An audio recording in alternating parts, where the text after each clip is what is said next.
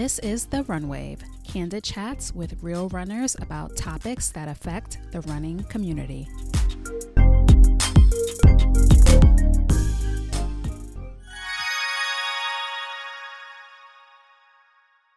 This show is sponsored by Midstrike Magazine, the first diverse digital running magazine. Use code TheRunWave to save 20% off of your magazine subscription. Visit midstrikemagazine.com for more details.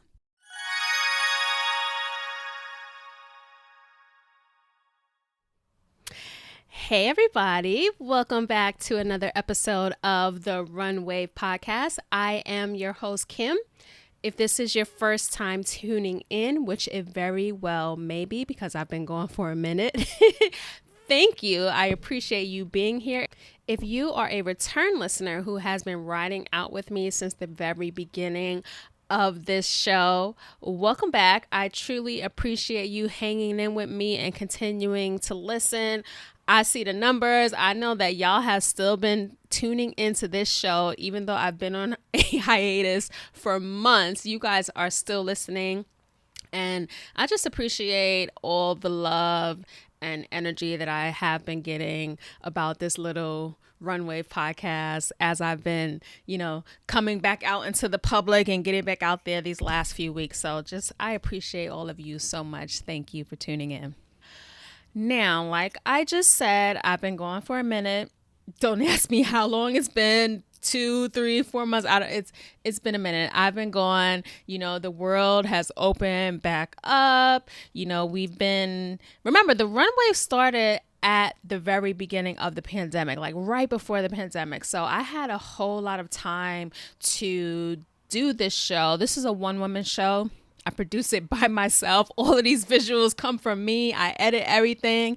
Everything you see on Instagram is done by me only. So now that I have less time, in my regular life, I just don't have the time that I used to focus on the runway. But I'm going to change that. I'm going to commit to doing at least 2 to 3 shows per month, a minimum of 2 shows. But yeah, it's just hard. Time is less available for me now.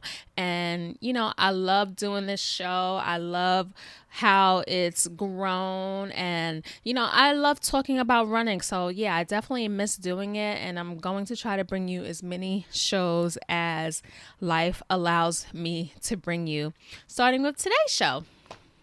So if you follow my personal Instagram, you may know that I ran the Boston Marathon a little over a week ago. I still can't believe it. It's still a shocker to me because I never thought in a million years that I would have the opportunity to participate in the Boston Marathon. Because remember, the Boston Marathon, you either have to be super fast and run a qualifying time like under 3 hours and 20 minutes, something ridiculously fast, which let's keep it real. I ain't never going to do that. I ain't never, ever, ever, ever going to do that. Or you have to raise so much money for charity. And I mean, there are charities that you can, if you get lucky, you can get in for $5,000. But most Boston charities, they want like a minimum of $10,000. Some of them want like $15,000. The numbers for Boston charities are crazy. And especially after the pandemic, because so many charities lost out on a lot of that money that they usually get from these races. So some of the minimums were even higher than they usually are. So yeah, charity was probably the only way that I would be able to run a Boston Marathon. And I've raised money for charity before. I raised money to get my bib for the London Marathon, which I still haven't run.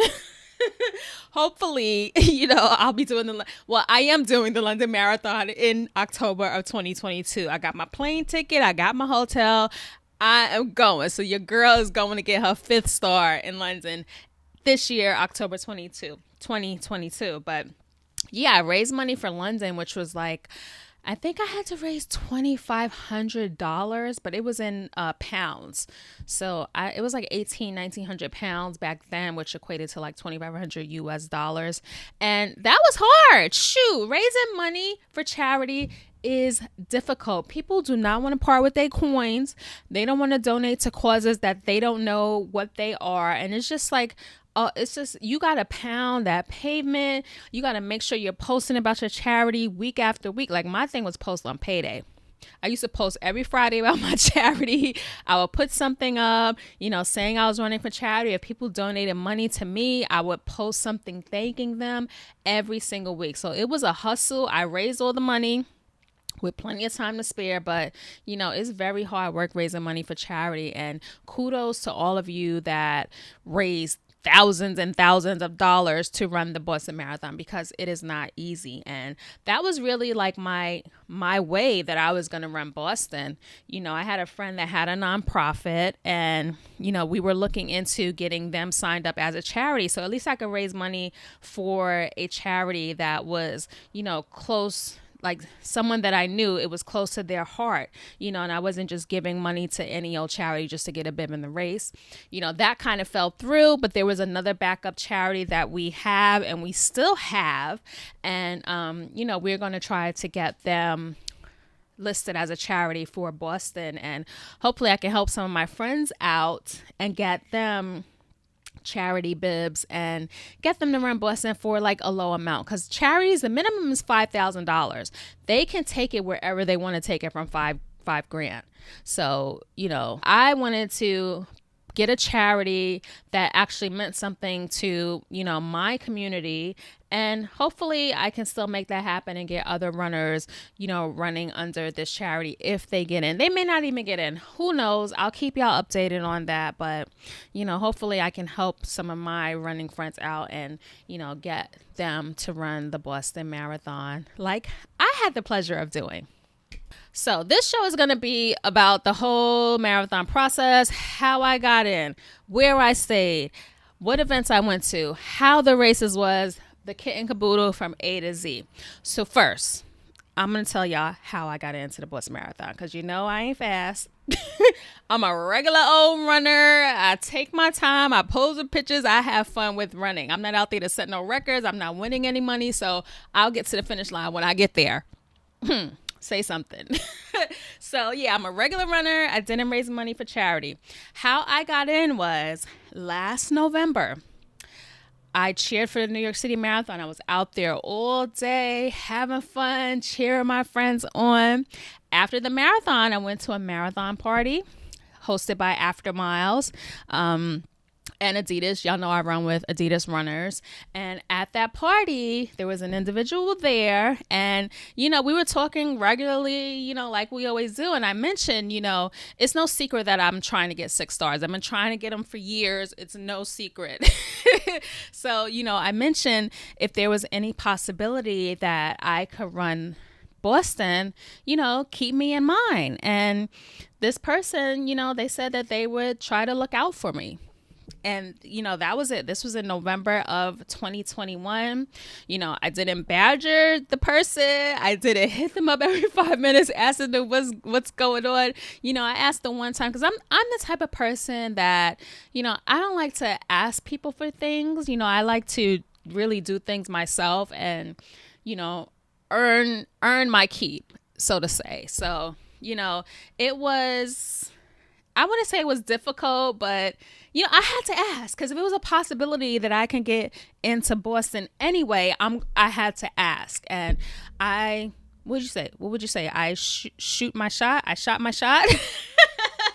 I shot my shot. So yeah, I asked him, and that was in November, and I never asked again. Shoot around is 2022, it's March, and, I haven't been running with the group because I wasn't feeling group runs through COVID.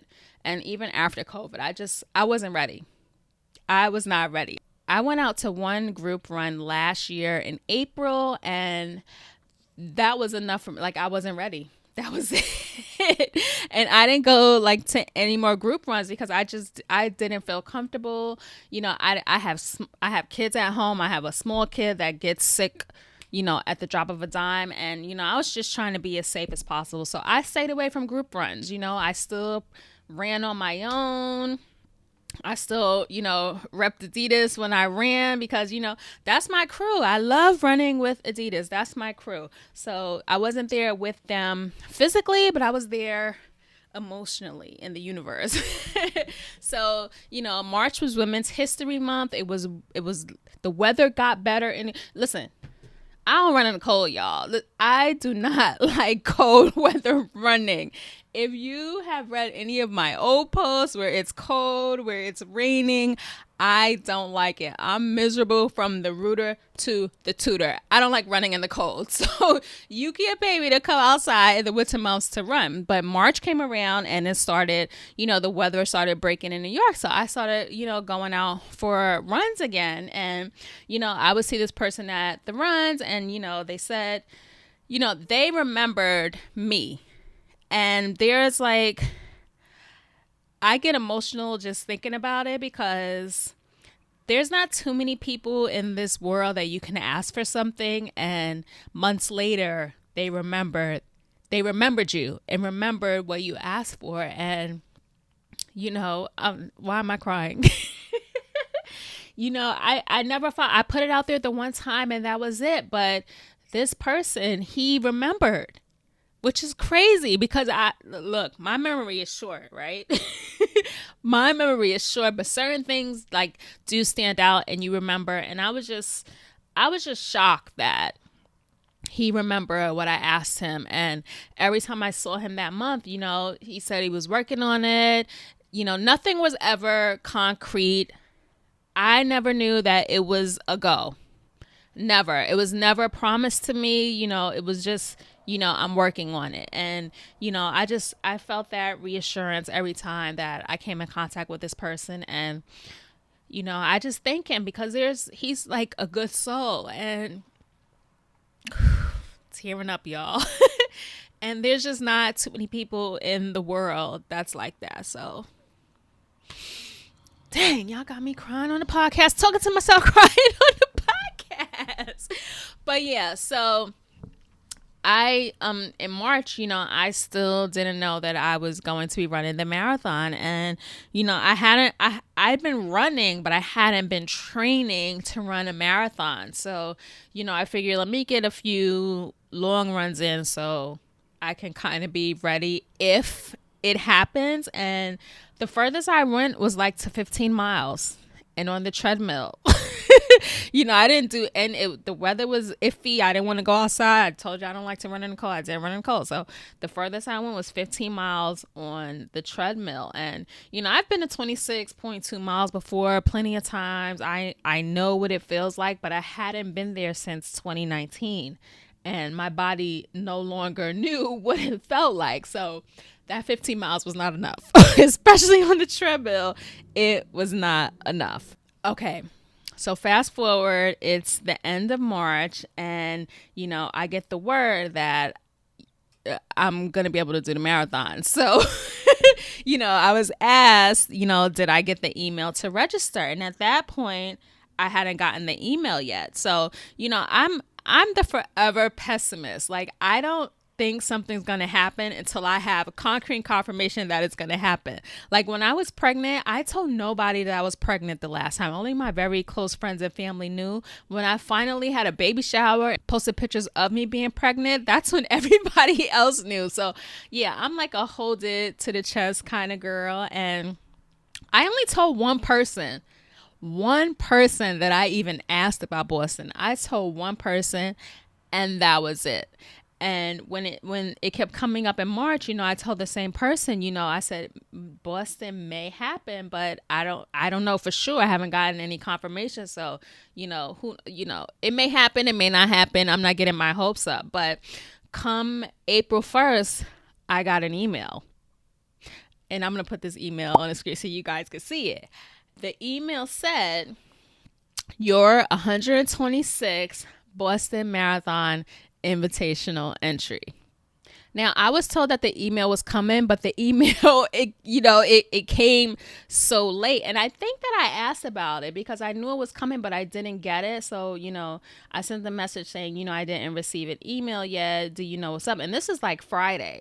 And by the time I got the email, I think it was like late Friday afternoon. So the email says, within this email are instructions to complete your online race entry, blah, blah, blah.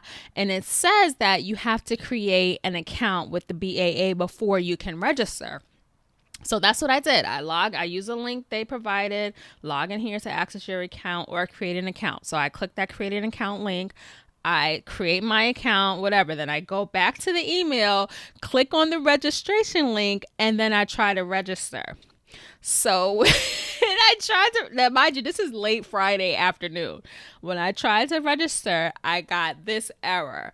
It said, sorry, an available waiver with that number and passcode cannot be found. Please try again. And I kept hitting submit. I thought I entered it wrong. I copied and pasted it. That didn't work. So I said, let me type it out slowly. That didn't work either. So I messaged, the person and, I'm like, I can't register. I don't know what's wrong. And when I look at the invitation again, my name is spelled incorrectly. Now, my first name is spelled Kimberley. People usually spell it Ly, but on this invitation, it was spelled Berely. So your name is linked to whichever name that whoever submitted your information to Boston. It's linked. So if something is wrong, like you're not going to be able to register. So I couldn't register. This was Friday afternoon. And, he put me in contact with someone else who was dealing with the BAA. And they said, as soon as they knew something, I would hear back. Now, the forever pessimist, I said, this ain't happening. And I texted one person I told, and I said, I tried to register today. I can't register. It ain't happening. So, and they were like, calm down. They'll fix it. They'll get this worked out. And this was on April 1st. And the Boston Marathon was what? April 18th, I think? What day was Boston? The Boston Marathon was Monday, April 18th. This is April 1st. So the weekend goes by. I know nothing's happening. Nobody's working on the weekend. So the weekend goes by and, it's Monday. And I said, I'm going to wait till 11 o'clock to ask, what's going on. So I texted contact. I said, I still haven't gotten anything from Boston. Can you look into it? And they text me back and they said, we submitted the correction to BAA and we're waiting to hear back from them. So I think like an hour or so later, I received another invitation. My name was spelled right this time. All of the codes were the same. So I clicked the link again. I logged in and I was able to register. I registered through the invitation, but once I did that, I got an email back and it said, we received your submission request. And I think this is like the standard email that they send out when people try to get into Boston on their time. So I get the email that says your Boston Marathon entry application has been received, and then it gives me a reference number and it says reference ID does not constitute entry into the race, but does confirm that your application for entry has been received by the BAA. So, I'm still like being a pessimist and I'm thinking, yeah, this ain't never going to happen. Because the email didn't say, yes, you're in the race. It said we received your application and, this is your reference number and it doesn't mean you're in the race. So, I'm just like, what's happening? So I'm just playing the waiting game at this point. So the next day, I get another email and it says final proof of vaccination reminder. And I'm like, what the heck? I didn't even get a confirmation of anything. I didn't get a bib number or anything, but I received an email saying, submit your confirmation reminder. Submit your vaccination details. And of course, I didn't get the link to submit it because I'm registering a little late. So I'm just late to the game with everything. So I didn't get that. Then the next day, so 2 days later after I submitted the application, I got a confirmation of acceptance email from the Boston Marathon. So on April 6th is the day that I knew that I was officially running the Boston Marathon. So no, it wasn't some long secret that I was keeping that some people have said. No, it wasn't a secret. I didn't know for sure until April 6th that I was definitely running the Boston Marathon. And again, I told no one. I told the one person that I told initially that I asked for the entry, and I told my husband, and I didn't tell nobody else. I told my girlfriends like a day or two later, but I didn't want everyone to know. I know the tongues would have been wagging, and I didn't want to deal with the rigmarole. So I didn't tell barely anyone. If someone asked me, I confirmed. Like a few people in the running group, they asked me, did you get in? Not even a few people, like 2 people, they asked me and I said, yes. I told like another friend, and that, maybe like a handful, 6 people knew, maybe 6 people knew. So I didn't tell really anyone that I was running the Boston Marathon. No one really knew until they saw me in Boston. So yeah, that was just like a whole process, just getting confirmed to run the race. It was like heart racing the entire time, like not knowing if it was a go, if it wasn't a go. And it's just something that just had me all over the place, but it all worked out in the end.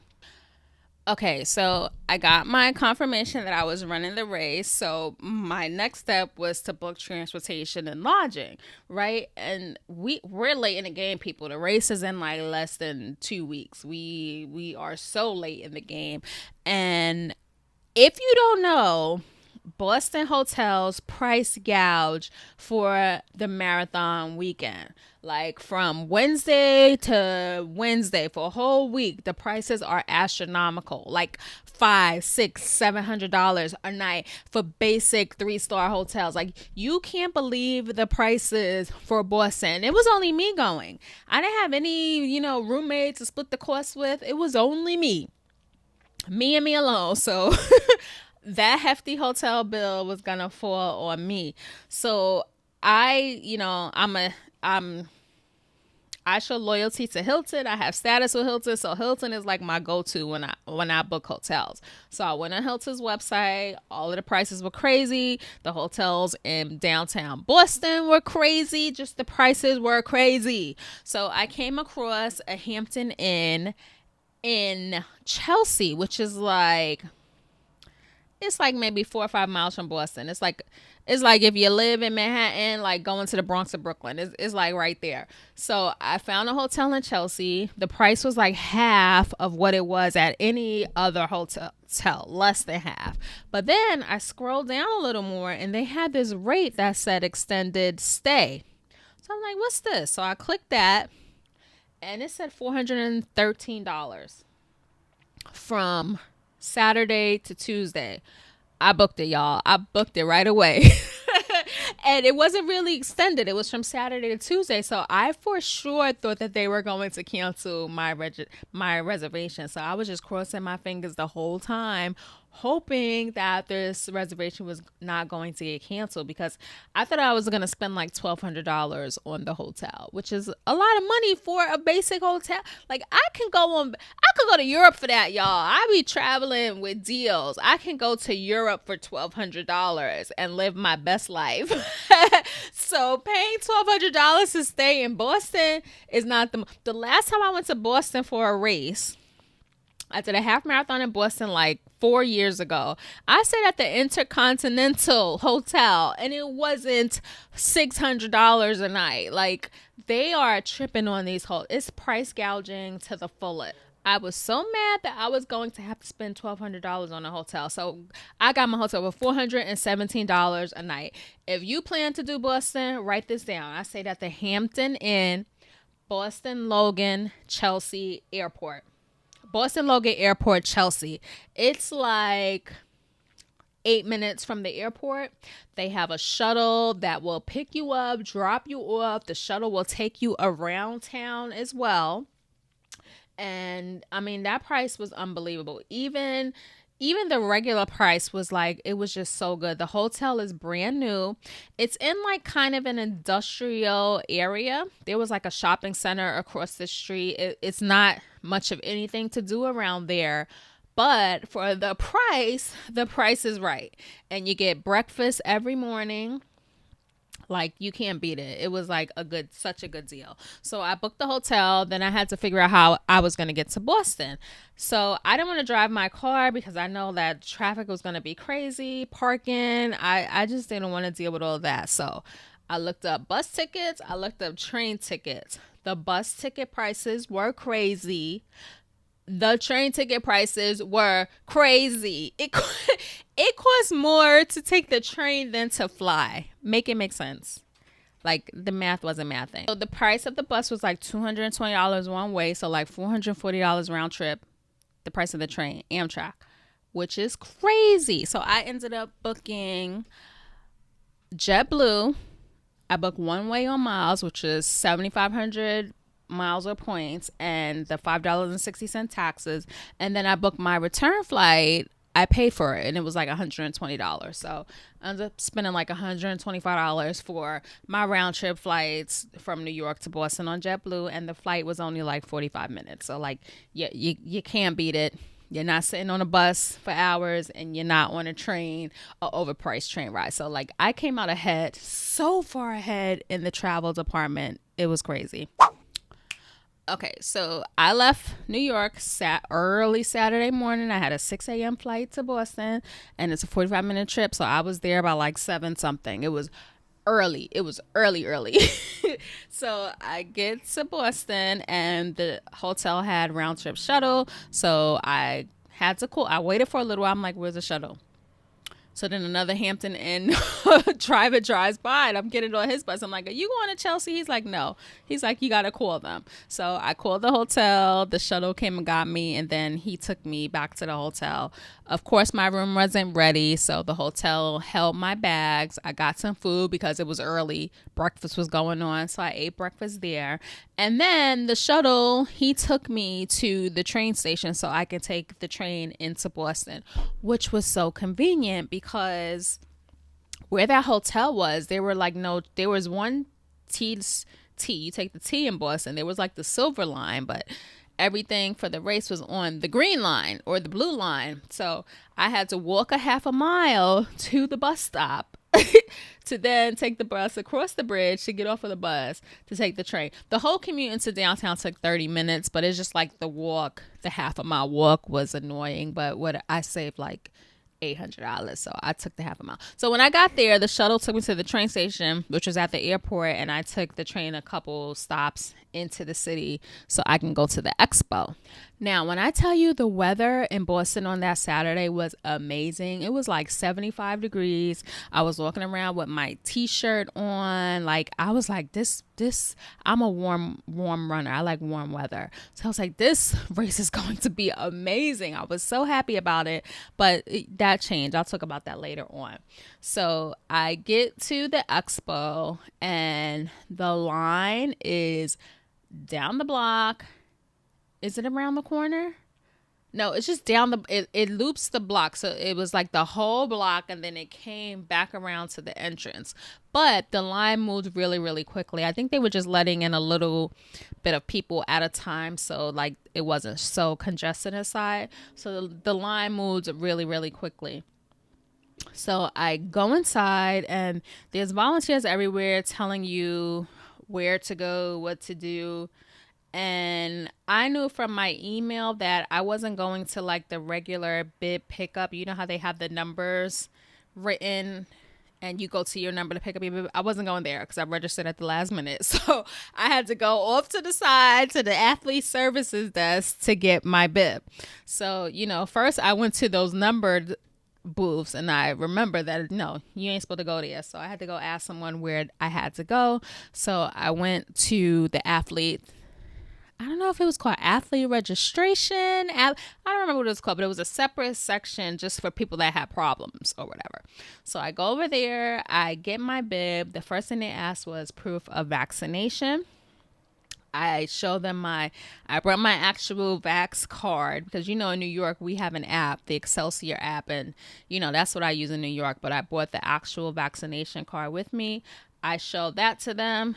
I showed her my ID. She went in the back and she retrieved my bag. So I guess, people with problems, latecomers, they just hold all of our stuff to the side. So that actually, it was such a quick process. Like it was like 5 minutes, less than 5 minutes in and out to get my bib. So after I did that, I go back through the way that I went the first time, past all the numbered booths and head into the expo. And, when you hang a right, they have that wall with everybody's name on it. So I go to look at the wall. And first of all, my last name is so common. There were so many names with my last name. And the wall is in order by alphabetical order by last name only. So by first name, it's not in alphabetical order. It's in whatever order they put it in. So you have to go all the way down, all the way back, all the way until you find your name. And I didn't think my name was on the wall anyway because I registered so late. So I looked for a little while, but then I gave up because it was so many people there looking for their name, pointing to their name, taking a picture next to them. It was too much for me. So I don't know if I was on the wall. If you saw me on the wall and you took a picture, send it to me so I could see it. So I don't know if I was on the wall. I probably wasn't even on the wall, but yeah, I looked and I gave up and I went inside the expo. So the first thing in the expo was the Adidas shop. Boston Marathon is sponsored by Adidas, and they had all of the Boston gear in there. A lot of the stuff was online prior to the race. So I saw a lot of people walking outside with their Boston gear on, like before I even walked in the expo. I don't know if they bought it online before or bought it at the expo and just put it on right away. But I saw so many people in Boston gear. They had sneakers. They had hoodies. I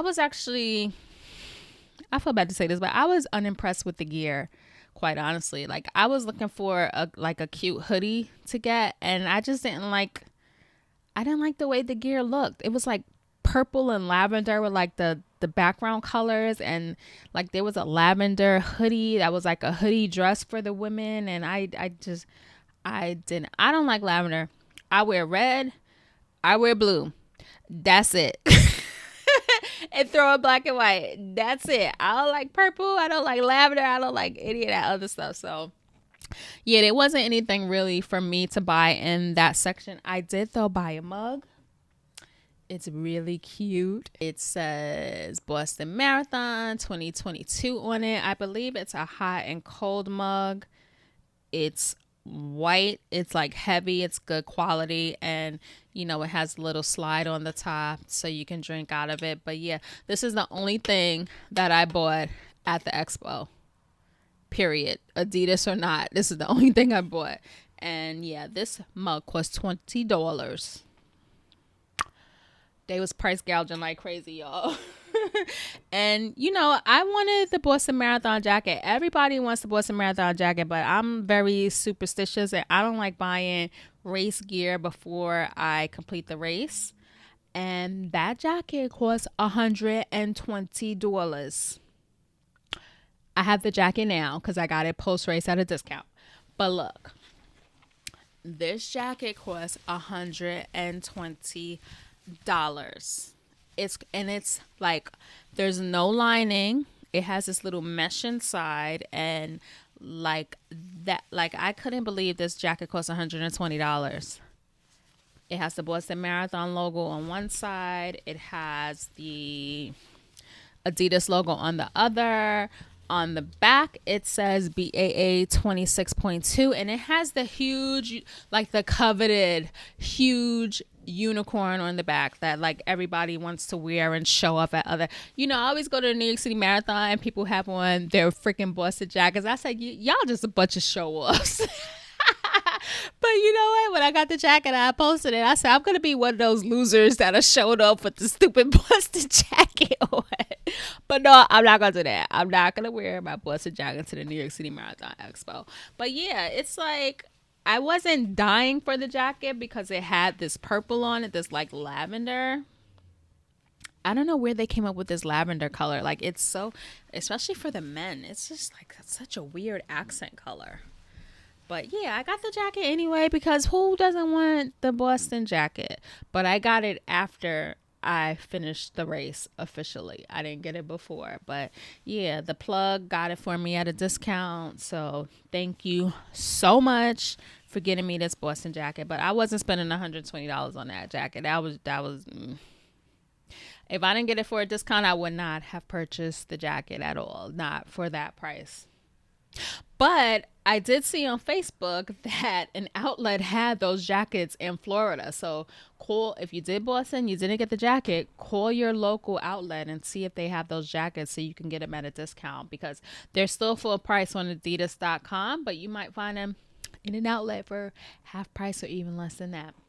So the expo was actually really impressive because they had it was like the expo of the olden days. Like, once you got out of the Adidas area, there was another area and I thought that was it. But when I walked down a little, went around the corner, there were so many vendors there. I was like very shocked and surprised, and pleasantly surprised. It was like Gatorade Endurance was there giving out samples.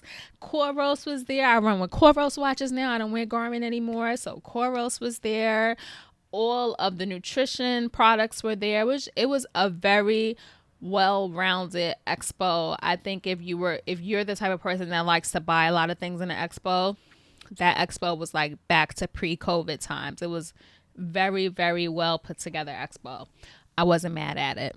So after the expo, I went to an event put on by UCAN, and I went there because my friend Tommy Runs, he's been on a podcast before. Hey, Tommy. He was on a panel for UCAN, and Meb was there. We all know Meb Keflezgi. He was there, and two other ladies were there. I'm sorry, I forget their names, but it was two professional runners. They were on the panel as well. So they all told their stories and their experiences racing. Meb, told us about that great race he had when he won the marathon, after the bombing, and how he did it for the people. It was like such a well put together event. I got to take another picture with Meb because the picture that I took with him years and years ago in Florida at Gasparilla was blurry because whoever took the picture didn't know how to take pictures. So I got a picture with Meb at that event. And yeah, you can't put on a good event. Like, the talk was informative. I didn't fall asleep. They gave away swag, and they actually made me want to try their product. So I have some samples, and when I start doing long runs again, I think that I am going to try out UCAN because I use Sis now, and I like Sis, but I have to carry, like, you have to take Sis every 30 to 40 minutes. So I take it every 30 minutes. So if I'm running like a 5-hour marathon, count how many Sis I have to carry. It's a lot. So yeah, I'm looking for something that I can take like one every hour instead of every half an hour. And the consistency of UCAN is like similar to Sis, but I'll be able to carry less packages of it. So I'm hoping, crossing my fingers, that it will work out. So after the UCAN event, I went back to the hotel, and I hadn't really eaten any food all day other than like munching here and there. So there was a Five Guys across the street. I probably shouldn't have ate that, but I had a burger, and the Five Guys burgers are so good. I had the Five Guys burger. I took that back to the hotel. I changed my clothes. I rested for a little while, and then I was off to another event. So when I finally started kind of sharing that I was running Boston, my friend Philip King hit my inbox. He's been on the show twice. And, he said, you're running Boston, blah, blah, blah. We chatted. And then he added me to this group called the Black Unicorn Marathoners, which I didn't know even existed. So they had an event on Saturday, It was at, first of all, it was in Roxbury. And if you watch a New Edition movie, the New Edition biopic, you know that Roxbury, parts of Roxbury is the neighborhood. So I was like, where are we going in Roxbury? So it was at a track and field center in Roxbury. It was it was totally safe. The neighborhood was cool, but it's just interesting when you see these places on television and you finally visit them and they're just like totally opposite of what you expected it to be. That's how this was. So we went to the athletic center. There was a whole, I was late because, I went back to the hotel to change and eat my Five Guys. So I missed being introduced as one of the black unicorns, which I wasn't even a unicorn yet, actually, because you're not a unicorn until you finish the race. So I, got to the event late. And that was fine because everyone doesn't need to know I'm there anyway. So I was okay with that.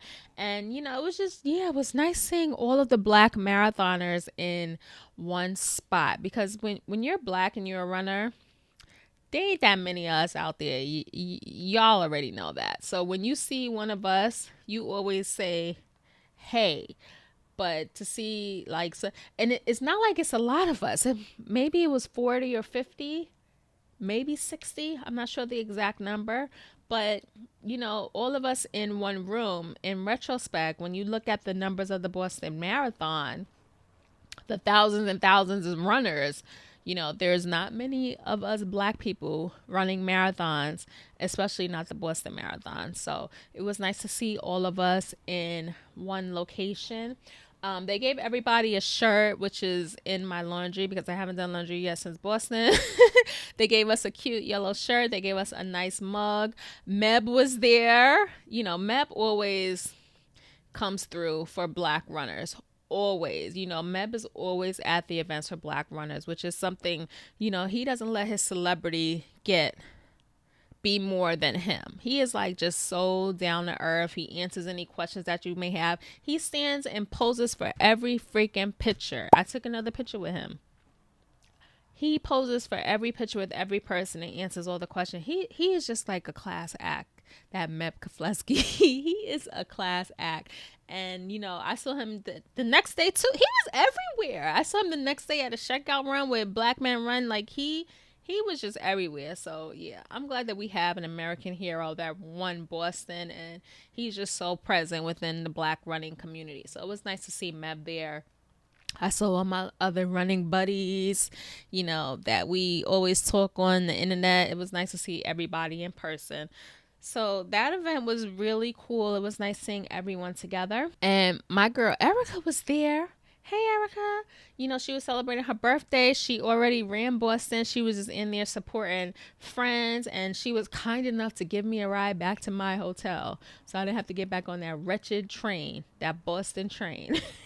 So she gave me a ride back to the hotel.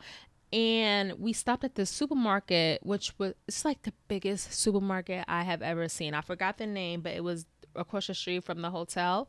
So we stopped at the supermarket. I was able to get water. I got some ramen because I wanted the sodium. And I got some sushi. I got some salad. I got some chips. I got bagels. I got some sunflower butter. I got, all the little essentials I would need. So if I was hungry, I would have things to munch on. And, I got food for race morning. And, I never had sunflower butter before, so I tested it out the day before the race to make sure that it didn't turn my stomach, and it was okay. It tastes like, all the other nut butters, almond butter or whatever, but it was really, really good. So I'm glad I discovered the sunflower butter. So I got all my accoutrements.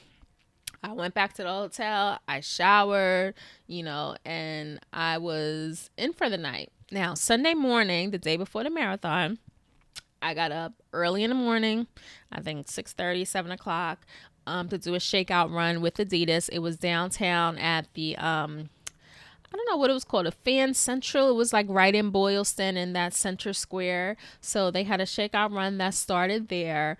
Adidas shakeout runs are fast, and this is Boston, so you knew it was going to be fast. And I just stayed my behind in the back and kept the sexy pace. I don't know what my final pace was because we ran through the finish line and I forgot to stop my watch. But I know like my first mile was like 10 something and the second mile was like 9 something. And so I ended up doing a 2.36 shakeout run with Adidas runners. That was cool, and it was nice to be able to go through the finish line just to like kind of feel it before it was really hopefully going to happen the next day. So that was cool doing the shakeout run. After that, I met up with my girl Allison. Hey Allison, she's been on the runway before too. She's from Riot Squad Runners. And, that was the first time we met in person, but it's like we knew each other forever. I saw her, we gave each other a big hug, and it was just like seeing an old friend. She's dope. So we hung out. Now let me tell you how the weather changed. Okay. So it was 75 the day before. The next day, it was like 30s overnight and like 40s, low 40s the next day. And in Boston, if the sun is not shining, it's cold. So it was cold on Sunday. And, when I met up with Allison, we went and sat in Starbucks for like an hour, like just to kill time and to stay warm because it was cold. And, with two of the other runners from Adidas, we just stayed in there and chilled and talked. And I actually missed a talk that was happening in the square because I didn't want to stand outside in the cold. I already told you I don't like the cold, and I was not standing outside in the cold to listen to the talk. So once we finished that, we went over to Pioneers, spelled Pynrs, Pioneers Performance Streetwear. They have a shop in Boston, and the company was started by a runner who founded the Pioneers Run crew. Now, I don't know what rock I've been under, but I did not know that Boston had run crews. Like, where the heck have I been? So Sid, he is the founder of the Pioneer Streetwear brand, and I actually got to cop a pair of pants. I was gonna wear them after after the race I did this weekend, a half marathon, which I'll talk about later, but I didn't get to wear them. So I'm going to wear them hopefully this coming weekend, and I'll post a picture on my Instagram so y'all can see them. But the streetwear is fly. So if you're a runner or not, go support another runner's brand. He's, founder of the Run Crew in Boston. We went to his shop on 81 Newberry Street in Boston. So go check it out. I'll put up their Instagram page so you can look at the products that they have to offer and visit their website. And they have the shop in Boston, and you can also order it online and they'll ship it to you. So we went to their store. They had a event for runners. They had Normatec boots, so I was able to get in the Normatec boots. They had a DJ going. They had food because they had a shakeout run right before. When we got there, the shakeout run was finishing, so they had a shakeout run. They had food for the runners after, bagels, mimosas, all of that good stuff. And then there was a panel, and the panel was pretty dope. So on the panel was Bayo, co-founder of Trailblazers Run Crew, which is another crew in Boston. My girl Allison was on it. Power was on the panel, and Allison Desir was on the panel. And they just talk about topics that affect the running community, how runners are branding themselves these days and working with other brands, and how, us as a community should collaborate more, to help us get ahead and stop taking less than what we are worth. So it was like really a dope panel. I was glad to be able to listen in on it and, kind of participate and ask a question. So yeah, that was cool. And it was just cool that the run crews in Boston showed out and, just showed us out of towners a good time. So after that, I had a pasta dinner, and then I took my behind back to the hotel to shower and just relax and, rest for the race. Now, up until this point, I still haven't really told anybody that I was running Boston. You know, when I saw people that I knew, they're like, you know, what are you doing here? Are you running? And I'm like, yeah. And one of those people that I saw was Malika Fantab. I saw her in the street on Boylston. And, you know, it was just so nice to see such a familiar face. And when I told her I was running, she was like just so genuinely happy for me. And that's like, it just feels so good when you get that love from other runners, because there are certain runners, the elitists of the running community, that feel that you don't deserve to have certain opportunities that some people get because they don't get those same opportunities. And, you know, it's just really like, I was sent some messages and I was going to blow this person up, but I'm not even going to give them the time of day or, you know, the publicity to say their name on this show. But, you know, I was sent posts by people who saying like, some people don't deserve to run Boston because they didn't run a qualifying time, and they didn't raise money for charity, and they were just given a spot. And, you know, people like that are just jealous and envious. Like, it's just really despicable and disgusting that runners, especially Black runners, have that crab in a barrel mentality and just can't be happy. Like, you should be happy that a regular old person like me got the opportunity to run Boston, because we don't get those opportunities often. And to just go on a rant and tear people down and continually tear people down and bully people on the internet is just, it is despicable. And you know, it annoys me when I see because I unfollow people like this. Like, I don't need the negativity, but it annoys me when it comes back to me and I see it. And, you know, I don't know. I'm not going to talk about the negative so much, but yeah, just be happy for other people and strive to, you know, achieve the same things yourself instead of just putting negativity out in the air. It's just like such a waste of time and energy. Like, grow up. So anywho, like I was saying, at this point, like the public, you know, the internet's, nobody knew I was running Boston. So I decided to post a flat lay because I saw enough people, you know, on the streets that the word was already out. So I posted my flat lay, and, you know, I said the cat was out of the bag. I'm running Boston. I think, you know, was thankful for the opportunity and blah, blah, blah. And I went to sleep. I was tired. So race morning was a trip. Like, I was up. I think my body woke me up at 4:30, and I did not go back to sleep. And my alarm was set to go off at 6:30.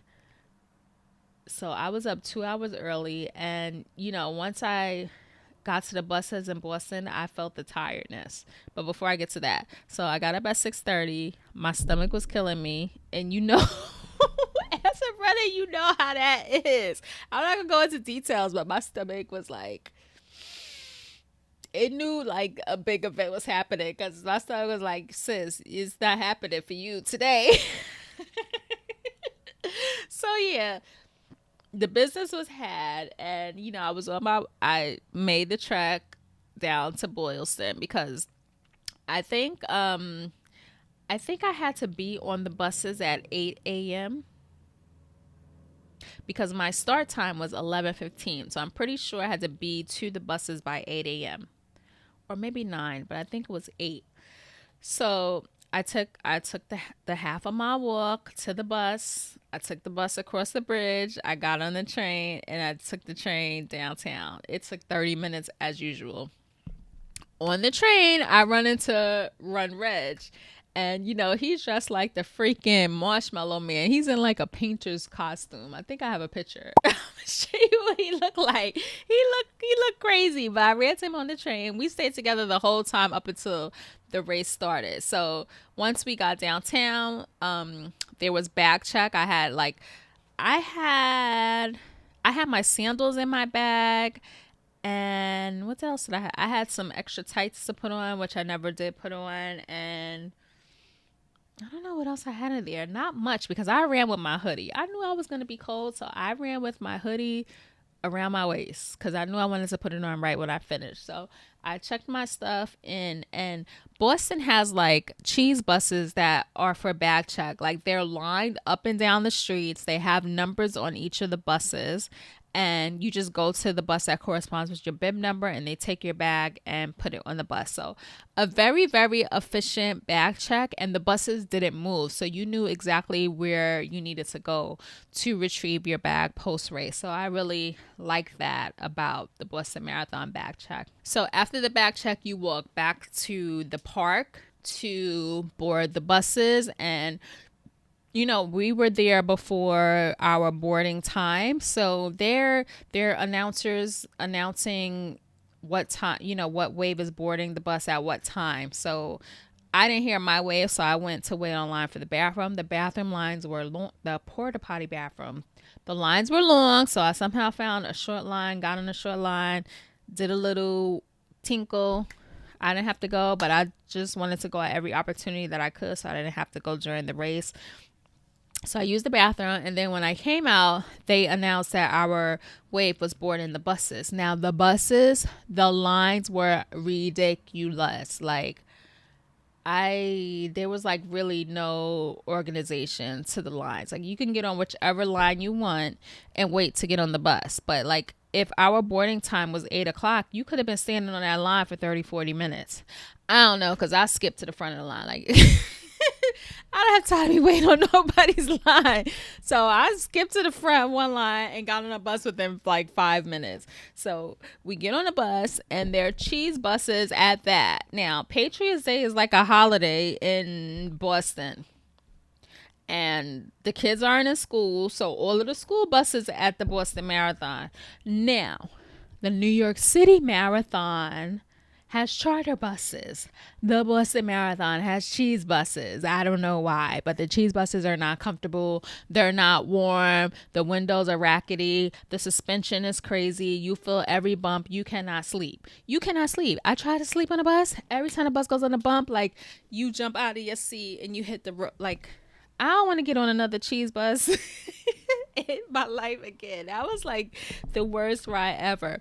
And the ride from downtown Boston to Hopkinton, where the race starts, is 1 hour. It took 1 hour to get from downtown to the race start, and there was no traffic. It was legitimately a 1 hour drive, which I was like, no one told me about the 1 hour drive. I was not expecting that at all.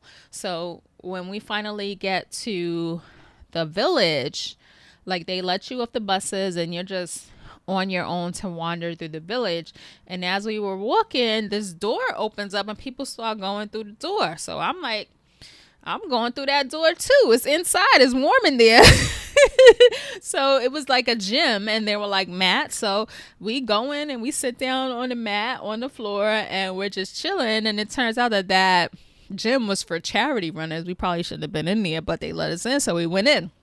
So luckily we went in that gym, and it was warm, and we got to sit on a mat instead of outside on the cold floor or standing up for another hour or whatever, waiting for our wave to be called. So there was bathrooms in the gym, but the lines were so long because there were only like 2 stalls in the bathroom. So I actually ended up, once our wave was called, I just went outside, and there were a bunch of porta potties outside. I took another tinkle right outside again. Barely nothing came out, but I tried to get out whatever I could get out. Anyway, so there was an announcer, and he was announcing when each wave, needed to walk out to the start line. Now, the start line, listen, there's just so many rumors. You don't know what is what. Some people said the start line was a mile from the village. Some people said the start line was 2 miles from the village. Like, I didn't know what to believe. So once we started walking, I cut my watch on because I wanted to know what the real distance was from the village to the start line. So my watch recorded 0.86 miles from the village to the start line. So it's a little under a mile to get to the start line of the Boston Marathon from the school. Like, the village is like a school. It's in like a school's campus area. So once you were like walking, you walk down the block and you hang a right, and then you walk up a hill. And I said, what? I thought this race was downhill. Like, what's going on?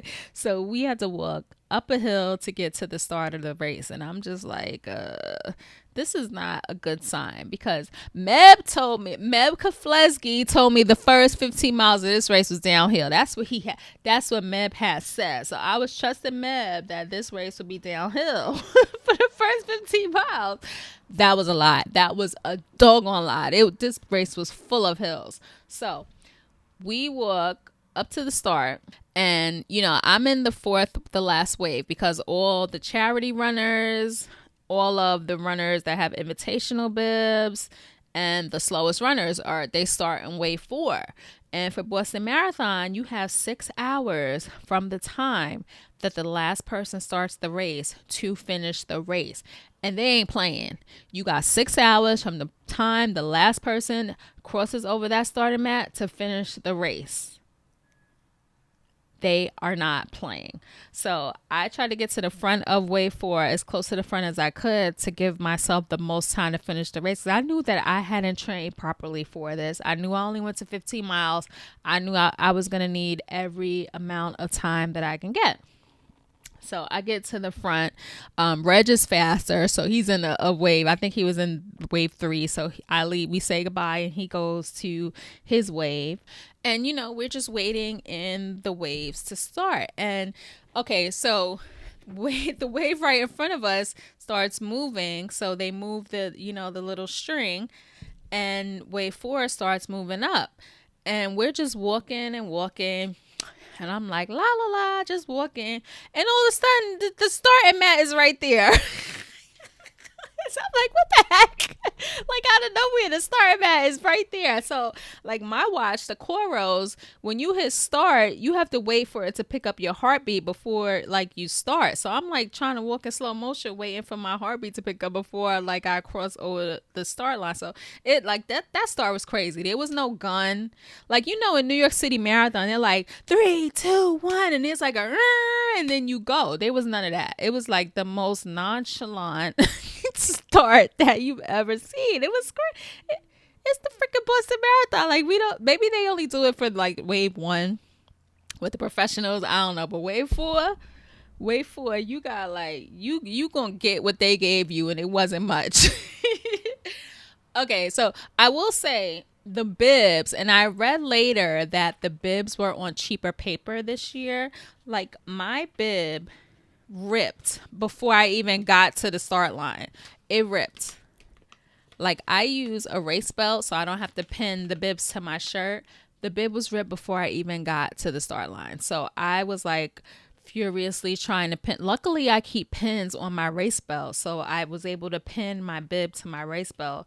Thank goodness. So I didn't lose it, because if you lose your baby at Boston, like, I don't know what's going to happen. So I pinned this to my race belt, and it stayed on the whole time. Okay, let's get to the race. So I'm running the race, right? I'm feeling good. I'm doing good. I'm running. But look at here. Okay, the race starts on a downhill, right? But immediately after that downhill, you're going back uphill. There's no downhill in the Boston Marathon. It is rolling hills from mile 1 to mile 26. I don't know who said it's a net downhill. So you're constantly going downhill. But every time you go downhill, you're going back uphill. So it's just rolling hills. It's descending, but it's still rolling.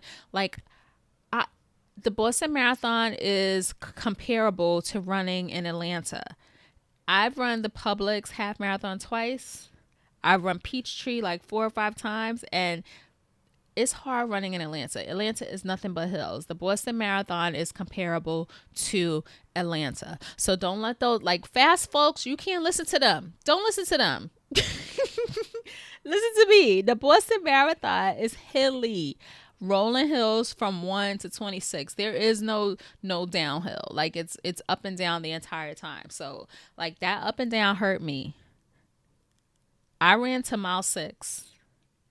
After mile 6, my quads were like the inner, like right above my knee on their inner quads was like cramping the entire after mile 6. So once I hit mile 6, I started my run walk. Like that was like the only way that I was going to survive. So after mile 6, I stopped at every single medical tent. Every single medical tent. Because they have biofreeze at the medical tents. And now if you ever use biofreeze, it does exactly that. It freezes whatever you spray it on. So I had them spray my quads, my inner quads, my hips, and my hammies, like at every single medical tent. And as you got deeper and deeper into the race, because, you know, I wasn't moving that fast. I was doing a run walk. I was doing my little Kim shuffle. And, you know, sometimes the medical tents didn't have biofreeze. So I had to skip that tent, but I still had to stop to ask them. And they told me no. And I would have to go to the next one, which could be the next mile. So like, y'all, it was a struggle. Like I knew it was going to take me some time, but I didn't think it took me 6 hours. I didn't think it was going to take me 6 hours, but I was struggling from mile 6. And listen, I made it to that finish line by the grace of God because it just, because those roller hills coupled with the cramping, it was crazy. And, you know, I want to say like the course, I mean, New York City Marathon is like the most livest course ever. Like Boston, it has its parts, but it's like, it's not dead. It's not like live. It's like kind of in between, but there's some parts where the people are cheering and they just have no life. They just have no energy. I'm like, y'all could be in bed right now, but y'all standing out here in the cold, like barely cheering. Like, what is you doing? What is you doing? And like, I was running with this girl for like 10 miles and she had her name on her shirt. And she was like, so like people were calling her name. She wasn't even acknowledging them because she was so over it. And I know like after a certain point during the race, I would say like after mile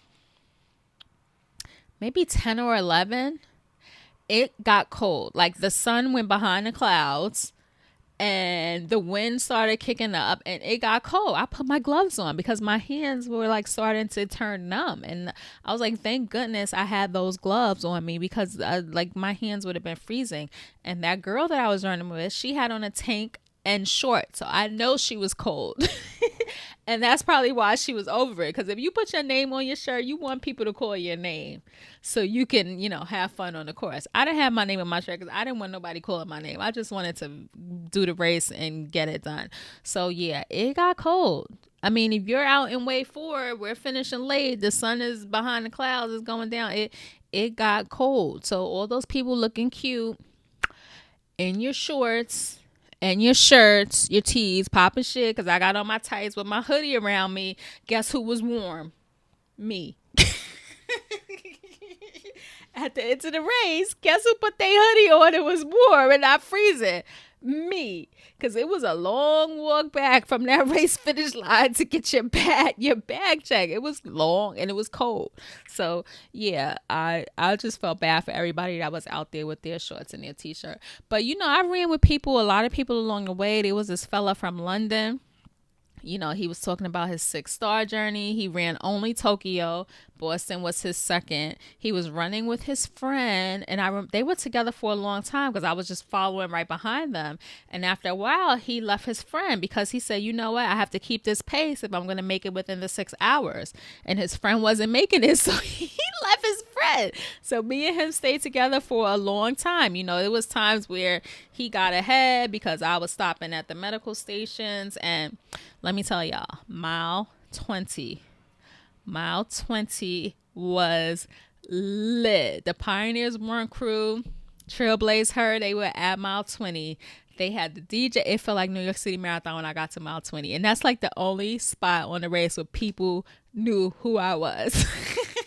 So I get to mile 20 and I'm dead to the world. I'm dead to the world. Like, I was just counting down the miles, praying for the end to be near because I was just like cramping like crazy. But I got to mile 20 and like mile 20, y'all, you can see the pictures on my Instagram. I'll show some of them here. Like mile 20 gave me like, they reinvigorated me for those last 6 miles because if I didn't have them, I don't know what would have happened, honestly. Like, I had texted my friend during the race and told, him that I was cramping. And by mile 20, he texted my homegirl Malika that was at mile 20, and she had salt for me. Like, that's how the New York running community comes through for each other. Like, she had that salt for me at mile 20 and said, Jessie said to take the salt. Like, I posted the video. She said, Jessie said to take the salt.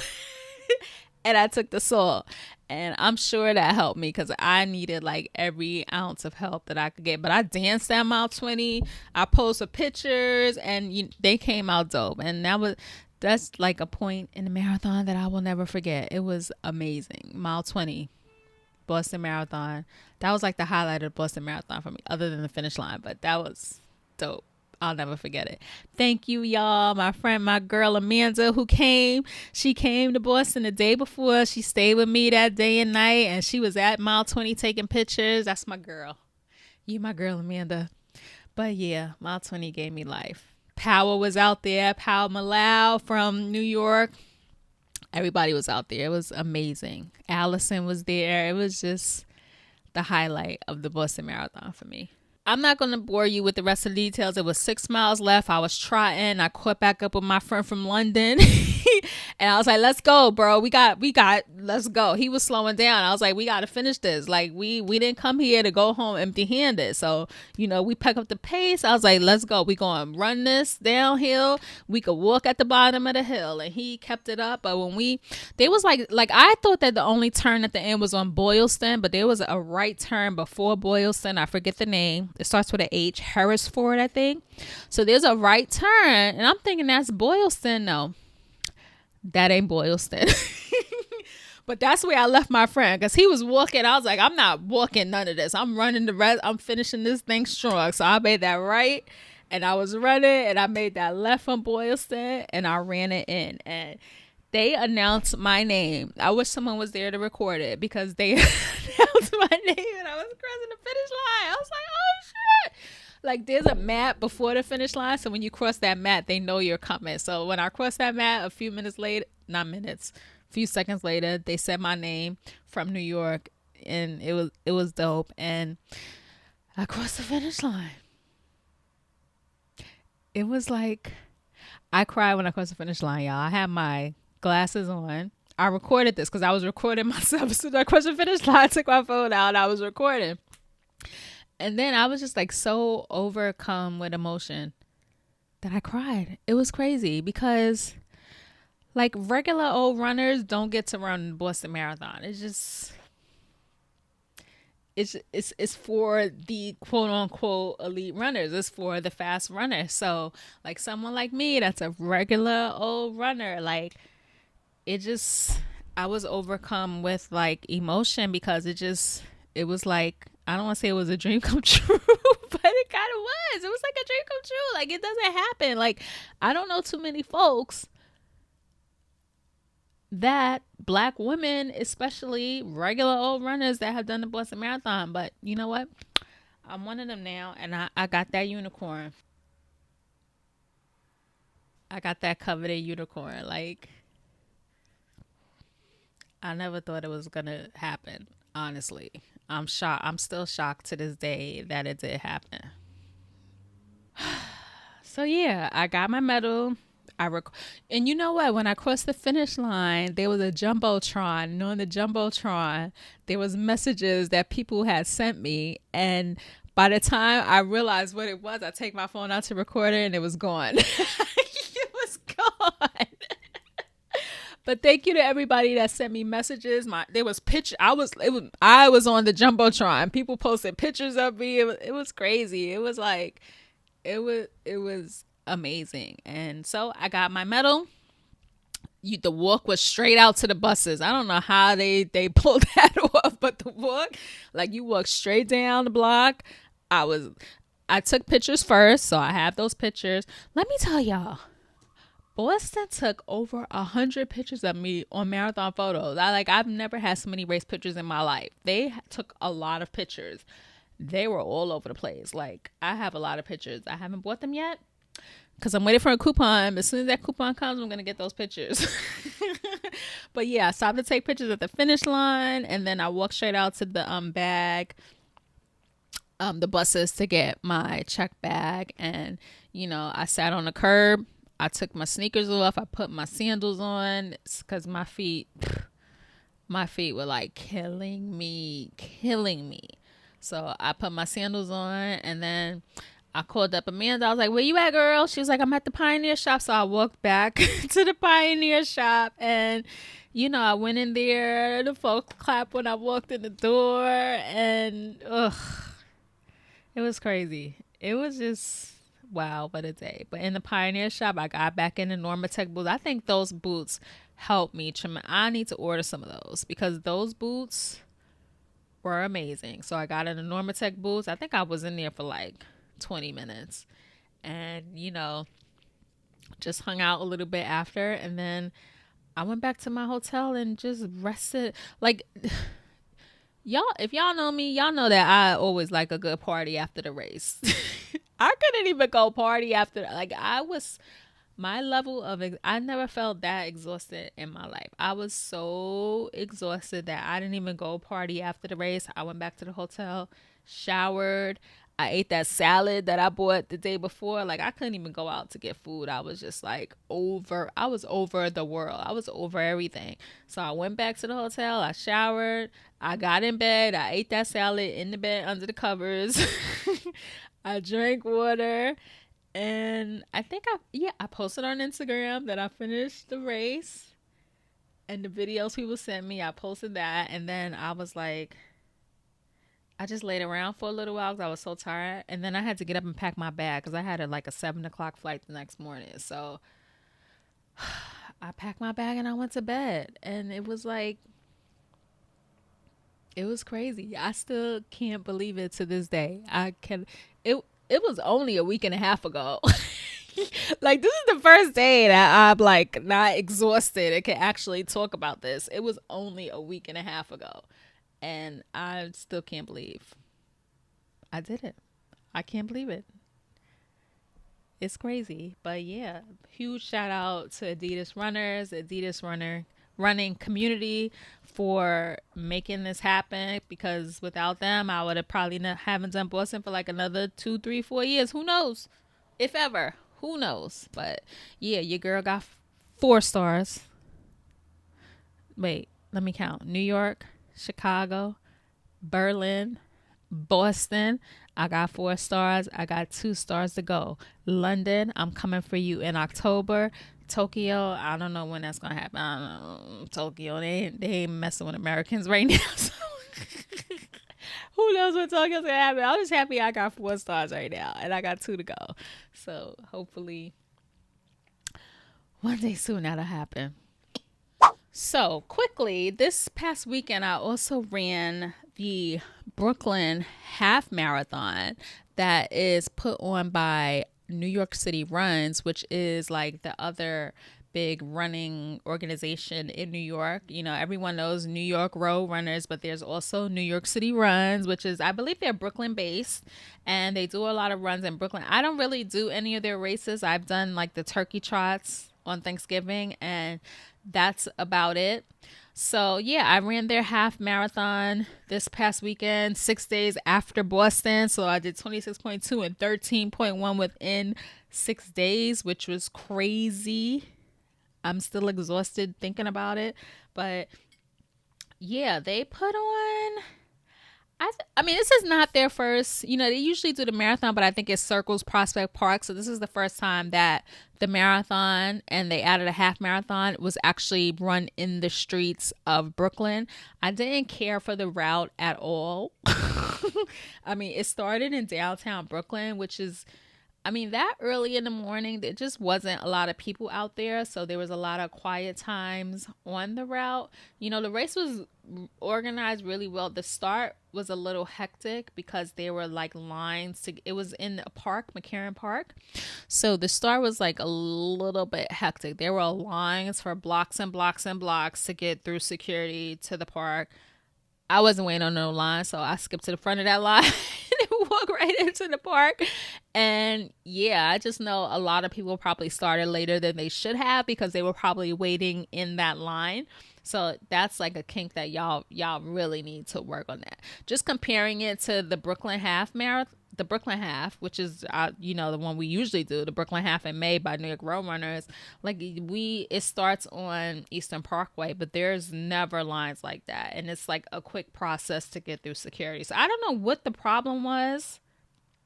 Maybe because the area to get in was so small. I just don't know what the holdup was. But yeah, y'all have to work on that for next year if the race comes back next year.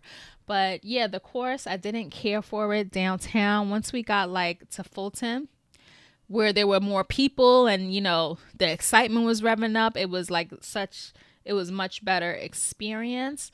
My crew was out at mile 8.5, 9, so I got a little uplift from them there and got some pictures taken, which came out pretty dope. I posted those on Instagram. Y'all go check them out. But yeah, I think like the water stations, there were not a lot of volunteers at this race, unfortunately. So the water stations were light on the volunteers. So like, in the beginning, there was water out, but as I got later in the miles, like they were pouring water as the runners were coming to the table. Like I got to one station and I was holding up my cup for them to pour water in the cup. Like that's how undermanned they were. And unfortunately, like New York Road Runners is like the big fish in New York, and when you run 9 races and volunteer for one race, and that's how we get into the New York City Marathon. That's why we run the New York City Marathon so much. And New York City Runs doesn't really have like a huge flagship race like that. So like that's an incentive for people to volunteer with New York Road Runners. Like New York City Runs does give you a free race to run if you volunteer, but I don't really have like a race that I'm dying to run with them. So I know that's bad that you're volunteering just to get the free race, but sometimes you got to have an incentive to get people out to volunteer. I also know that I saw like, I don't know if it was mile like 7 or mile 8, but Teamwork was there. I saw Joe Shane with his crew manning the water station. So maybe like put a call out to more of the running crews and get them signed up at the water stations. Because I saw some people at the finish line that were on running crews, but not a lot. Like you got to get your run crews involved. You got to recruit them. If you got to give them free registration, because the registration price for this race was like... It was too much. I'm sorry, but it was like too much money. And yeah, it was a big turnout though. It was like 20,000 runners, but I think by the end it was like $140 to $160 for the half marathon. Like that's expensive. That is expensive to run a race in Brooklyn. Like I wouldn't. If I wasn't given a bib, I was not paying to run this race. So I got to be honest. That's like a lot. I mean, unless I don't know what the price was in the beginning. If the price, because oftentimes the price of registrations go up as, it gets closer to the race date. But that's too much money.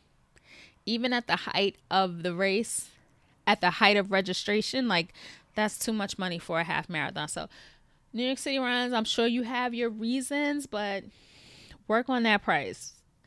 A better price will get you more runners, more incentives for your volunteers will get you more volunteers. Reaching out to local running crews to man your water stations will get your water stations manned better. Because I don't like the fact that I had to stay. Look, the fast runners, they ain't barely stopping for water. Hopefully the water stations were manned every time they came through, because they came through in the beginning. But by the time I came through, and I was in wave 2, the water stations were like... not that great. So after mile 9 and you turn on Eastern Parkway, we had to run a mile down Eastern Parkway. I don't think I've ever touched pavement that far down Eastern Parkway. So mile down Eastern Parkway, back up Eastern Parkway. So that was 2 miles, and then through the park for a mile through to the finish line. And the finish line was cool. They had a band playing at the finish line. That was dope. Chuck Schumer was at the finish line, the senator from New York City. I got a selfie with him. 4% battery life, but I got my selfie with Chuck Schumer. And then I went through, to the grass area, and I just wanted to get out of there. And there was like we were like trapped in, I don't like this. We were trapped in that area. Like they had the whole perimeter fenced off. And I understand that you wanted to keep non-runners out of, the grassy area, but like, why were we trapped in there? I didn't like that. Like I had to walk a long way just to get out of that, I don't know, that the post-race area. And then I had to walk another mile, over a mile, to get out of the park. So it was like, it was a trip. Y'all got to work on those logistics. I'm just trying to think of any other race that has fences up and has the runners like trapped in the area. Yeah, so those are really like the only things I didn't like. Other than that, I think they put on a really good race. I mean, the route is just my personal preference. I'm sure people that live in Brooklyn or have never been maybe really like the route. I mean, we did see a lot of good sights. We ran under, by the bridges down in Dumbo. So it was like a scenic route. It was just not a lot of, people there cheering, which is like, that's like the fun part of the race. That's the part of the race that gets us through. So yeah, I would do it again. Maybe. I don't know if the route was different, or I don't know if the price was right. Maybe I would do it again then. The hardware was nice. The shirt was Adidas, and it wasn't a cheap. Listen, y'all got New York runners on this, because they still giving out them cheapo, thin New Balance shirts that are horrible. They're terrible. New York City Runs, Adidas was a sponsor. My people, the shirt was dope. It was thick. The stripes on the side, or the 3 stripes, are raised. Like like other races can't compete. Even my Boston shirt is so dope. Like the Boston shirt is Adidas too. Like, come through Adidas. Y'all coming through the race gear. Like, I'm mad. But yeah, it was a dope 6 days of running. I'm glad y'all got to hear me talk about it. And you know what? I'm going to be traveling more for races since, we coming out the pandemic. And, if y'all want to hear more race recaps, let me know. Because I know people like to know, how races are, the do's and the don'ts. Like, I know I would have liked to hear that about a lot of races. So if y'all want to hear more about that, let me know. And I'll recap, the out-of-town races that I'm doing for the rest of the year. All right, so this was a long one. So I want to thank you for tuning in to this episode of the Run Wave podcast. If you aren't already doing so, please follow the Run Wave on Instagram. It's simply the Run Wave. We're the Run Wave on Twitter, on Facebook, all of that. So make sure you're following the show so you know when I'm uploading a new episode. You can also subscribe to the show on your favorite podcast app. If you're on Apple iTunes, if you're on Apple Podcasts, leave a review of the show. Scroll down to the review section. There's some stars. Hit the 5 stars. And if you have time, just write a review. Say you like the show. Kim is dope. Whatever. Just write something.